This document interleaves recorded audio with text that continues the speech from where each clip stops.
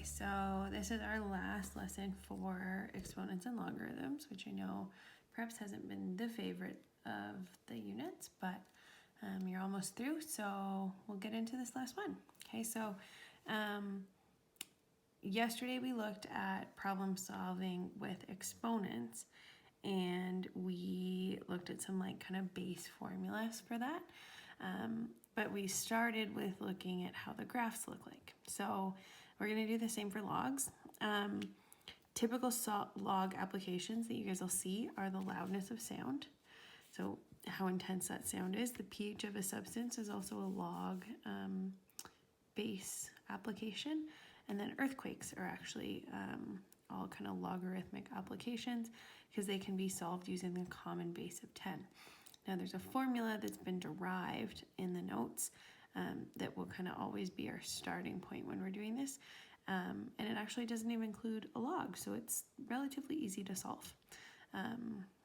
Or at least the ways that we're practicing. There's some that you will have to log both sides or convert to a log format, and you guys, I believe, have the skills to do that. And if you want to see that, if you run into a question and you're not sure, always ask me. Okay, so we're going to start with graphs, what these things look like. So we're just going to do y equals log base b of x, where b is greater than 1. So let's do like log base 2 of x. And then we're going to do one where b is between 0 and 1, so a fraction again. So log base 1/2 of x, or you could write it as a 0.5. Okay, so if I go into my calculator and I graph these things, again, so my calculator is old and it can't do the base. Okay, so I have to do the log of the argument, so x, divided by the log of the base, so 2.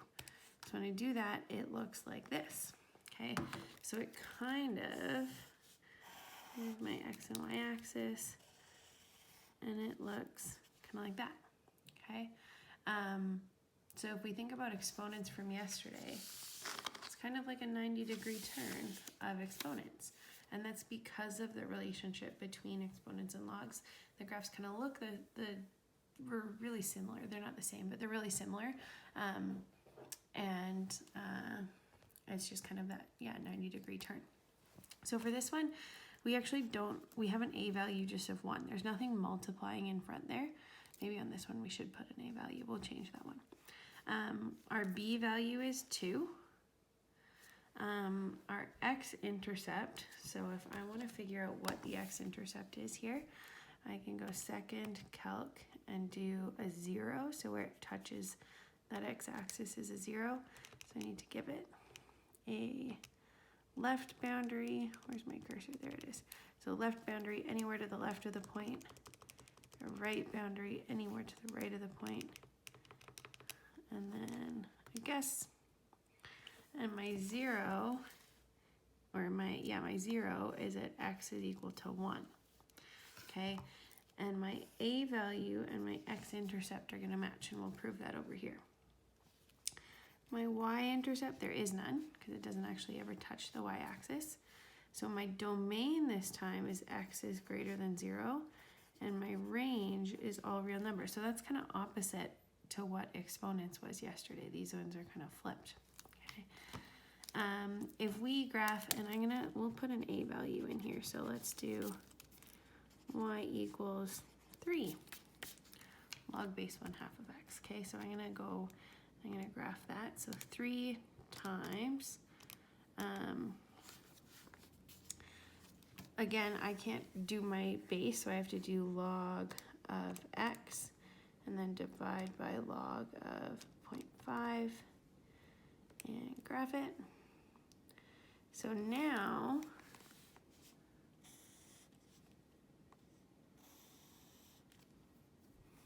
I have something that looks like that. Okay, so my A value this time is 3. My B value is 1/2. So instead of going kind of up to the right, it goes down to the right, similar to how the exponent ones kind of looked mirrors of each other. This one's the same. My x-intercept is actually still 1. I got confused. It's not the A value. It's always going to be 1. My y-intercept is none. So let's erase this arrow. It's not an actual thing.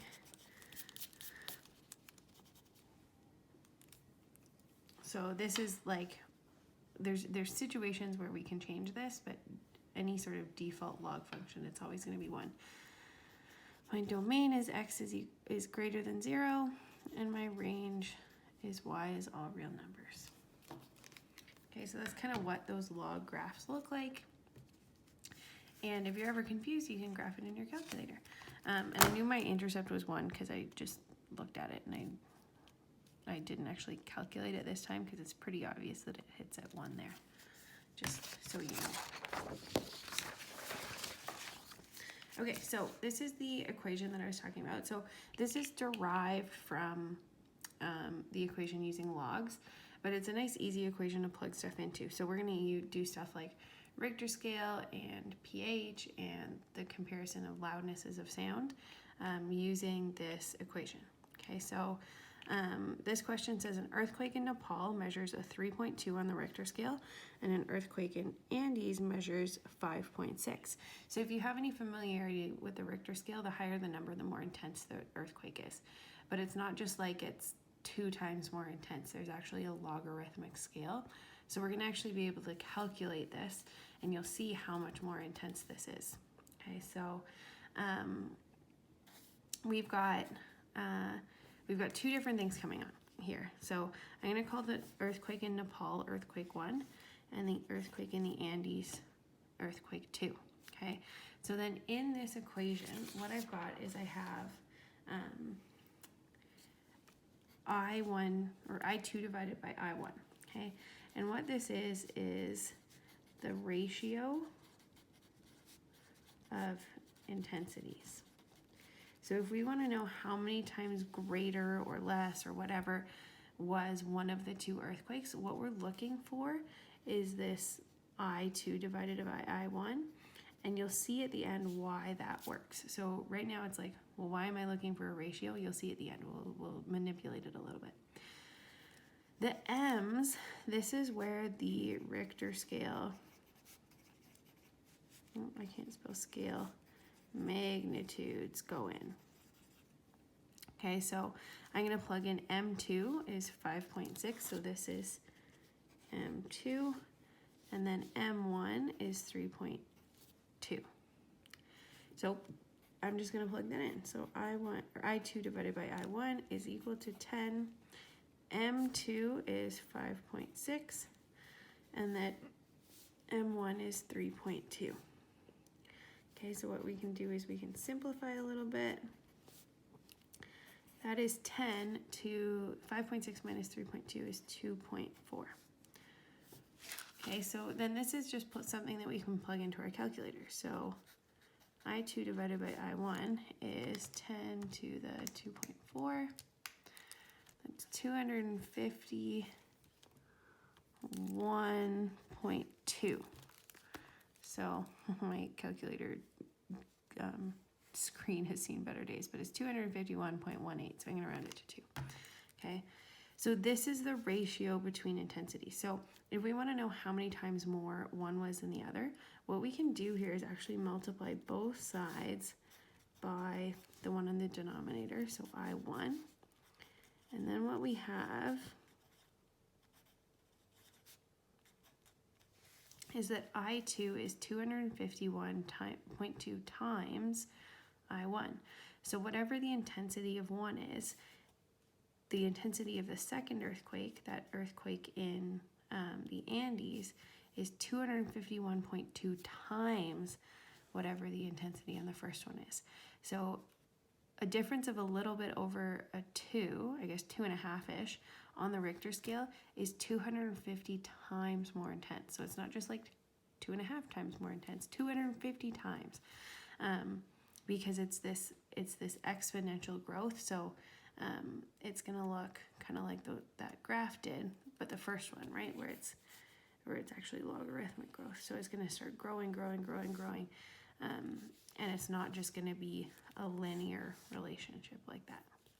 Okay, so again, this means that the intensity of earthquake 2, which is the one in the Andes, is 251.2 times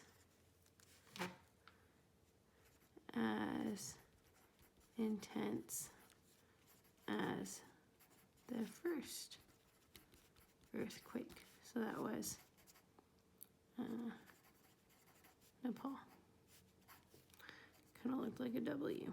Oops, there we go. Okay, so that's how we figure that out. So we're going to do another one, a really similar equation. This one's for the loudness of sound.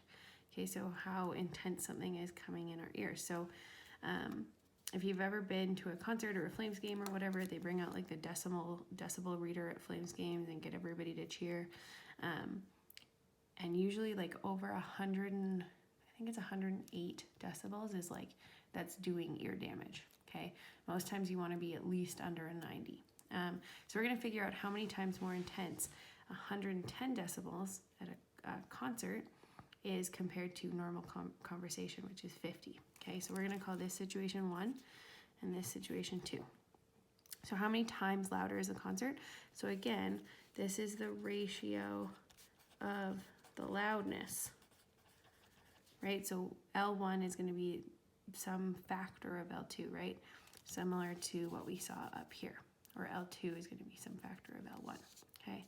So what we're going to do is we're going to do decibel 1 minus decibel 2 and divide it by 10, and that's because if you remember like way back when, you probably went from like millimeters to centimeters to decimeters to then just meters.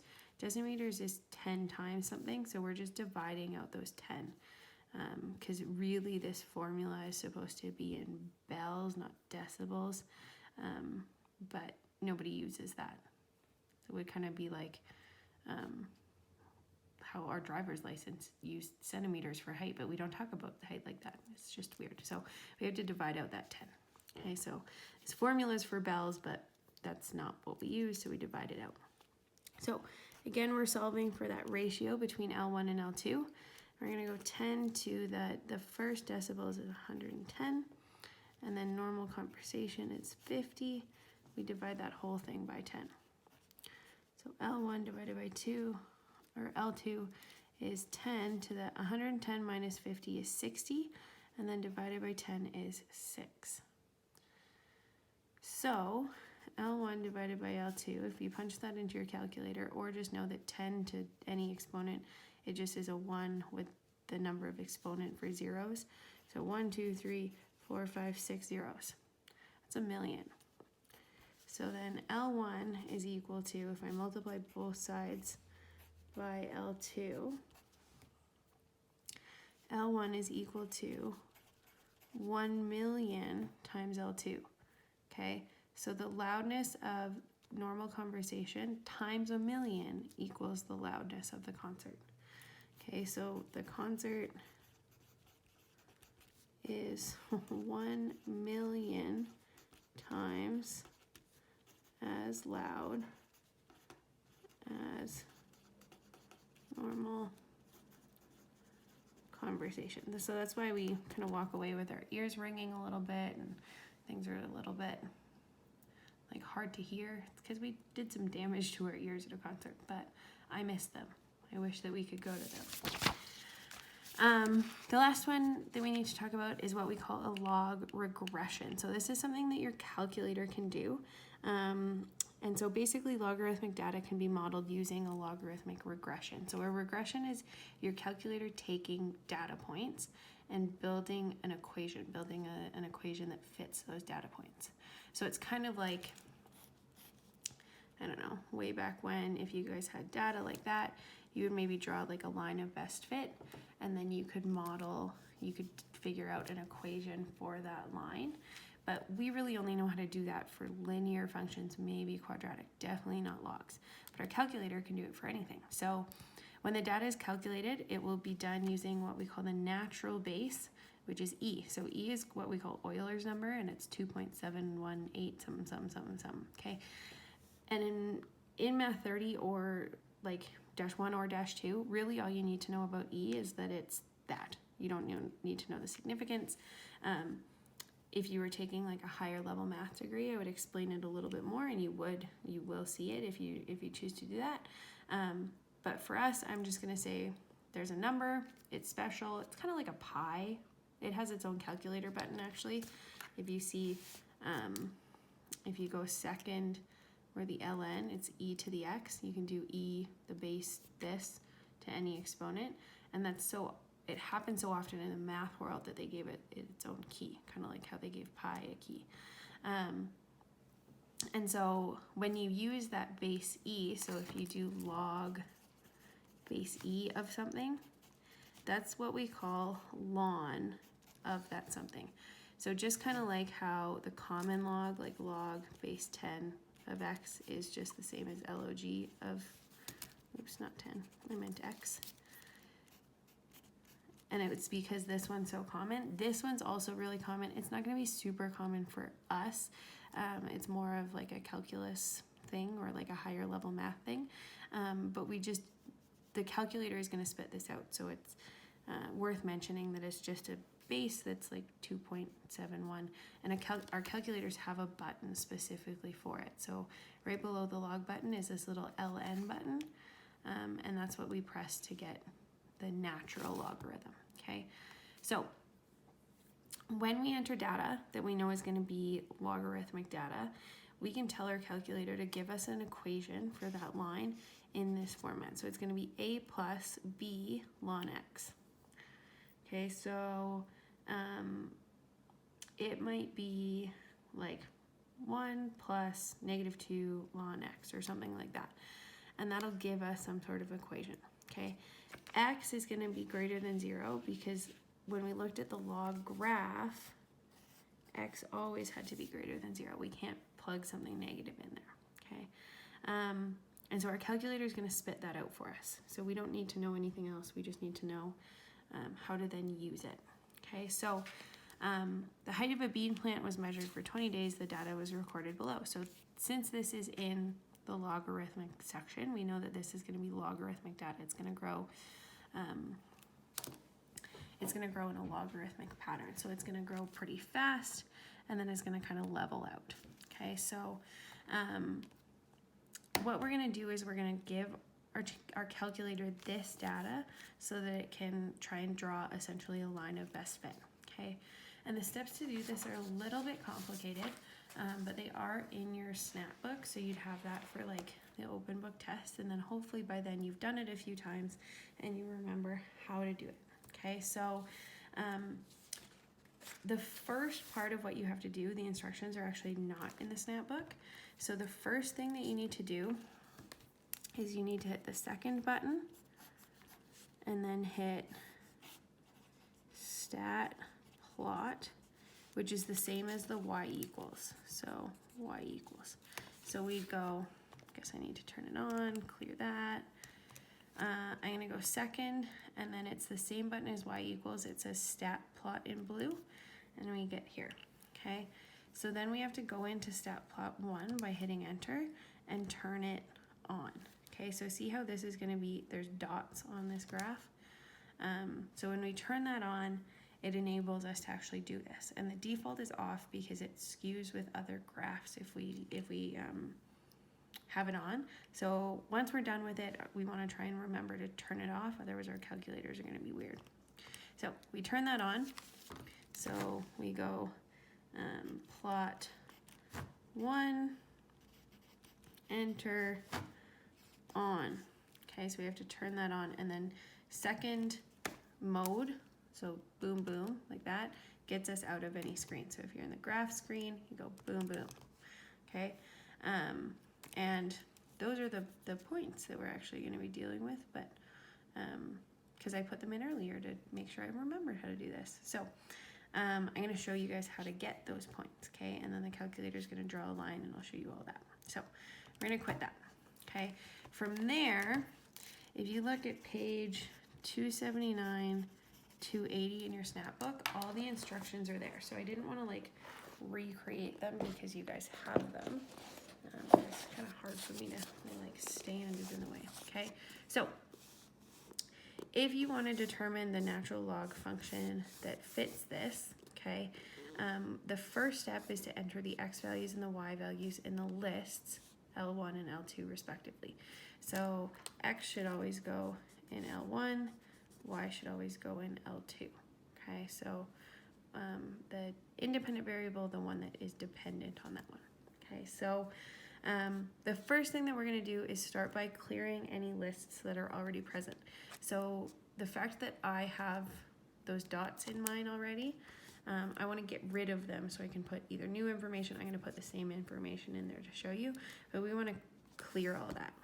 So anytime you're clearing your calculator, you can go second plus if you want to get rid of stuff. And so one of the options is to clear all lists. So I hit number 4, it gives me that, I hit enter, and it tells me done. It's so smart. Okay, so now if I hit graph, all of that stuff that I put is actually gone, and now my calculator is confused because it wants there to be information in these lists that I need to tell you about, but there's nothing there, so it's confused. Okay, so we're going to clear all the lists, and then we're going to press stat, which is right here, so 2 buttons over from the green one, kind of closest to the left arrow, and we're going to edit. Okay, this gives us the lists. So we only deal with L1 and L2. So we're going to put our x values and our y values. So x is L1, y is L2. So that's generally the way that a table is going to go. So x is L1, right? If we graphed this, it would be day, because that's the thing that height is going to depend on. Okay, so we're going to go 1, 4, 8, 12, 17, 20. So I just put it in and then hit enter. Then I can scroll over 2, 4, 6, 14, 17, 20. Okay, so one of the important things is that your amount of data have to line up, right? If I like somehow missed one on my first one and I had like an extra bit of data, your calculator is going to be confused and it's not gonna accept that. If you need to clear one, you can just, oh shoot, see now I've messed it all up, you can't clear it. I have to clear the whole list. So annoying. Wonder, clear. Huzzah, okay. 2, 4, 6, 14, 17, 20. Okay, so now if I hit graph, I'm going to get rid of that other graph that I have in here actually. Now if I hit graph, what I have is these data points, but my window isn't set so that I can see them all, so I'm going to change that. So I'm going to go, I don't care about any negatives, so I'm going to just go from 0, and my x's definitely need to go up to 20, but I'm going to go a little past it so I can see the whole dot. And then my y's, again, I don't need any negatives. I'm going to go a little past 20 again. So now if I hit graph, what I can see is like this kind of series of data. Okay, so what I can do now is I want to get some sort of like log function that's going to be drawn kind of through these. Okay, and it's going to be a line of best fit. It might not go exactly through all of them, and that's okay. It actually might be more like that. I don't know. We'll see what it draws. Okay, so we're going to find the log equation that models that data. So to do that, we're going to go back to our instructions here. So we've done this, we've entered our lists, and then now what we need to do is to perform the logarithmic regression. So we're going to press stat, so that's where we went for the lists, so right here, press stat, and we're going to highlight calc, so we're going to press the right arrow to highlight calc, and we're going to scroll down until we find a ln regression, so 9, and press enter. So what it's going to come up with is ln regression, so it's going to form an equation that fits like a log pattern, and then you hit enter, and then it gives you a bunch of numbers, okay? So it says y is equal to a plus b ln x, and it tells you what a is and what b is. So that's actually all we need to do. So question A was find a log equation that models the data. This is our log equation. So we're going to write y equals a plus b ln x. So a is negative 1.10, and I would generally just round to the nearest hundredth. B is 5.91 when I round, and then ln x. Okay, so that is my equation, okay? And now if I go and punch that into my like y equals, so negative 1.1 plus 5.91 ln, back clear, ln x graph. It drew me a log function. Okay, so again, it's going to do the best that it knows how. It might not be perfect, but it's better than what I could have come up with probably. So there's my log function that kind of fits those points. So using your equation, we're going to figure out on what day will the plant be 15 centimeters tall. So that would be the height. So that's the y value. So I'm going to plug that in. So 15 is equal to negative 1.10 plus 5.91 ln x. So we're solving for that x, that's our unknown. Right? Day number was our x and height was our y. So if we want to isolate for ln x, the first thing that we want to do is add 1.1 to both sides. So if I add 1.1 to both sides, I get 16.1 equals to 5.91 ln x. Then I can divide by that 5.91. These guys cancel. So 16.1 divided by 5.91 is 2.72 is equal to ln x. And when we have the x in the ln, and this is a few lessons ago now, if we have the x in the ln, I can't punch that into my calculator, right? So what I need to do is I need to put this into exponential form. So remember that ln is the same as little base e. So this is saying e to this base is equal to x. So e to that base is equal to x. And e, again, is just a number in our calculator. So we can go second e, and then hit that answer from above, hit enter, and we get x is equal to 15.24. So 15 days until our height is 15 centimeters. So that's it for today. If you have any questions, let me know, and definitely go through like a couple examples with this log regression so you kind of figure out the patterns, can remember how to do it. Okay,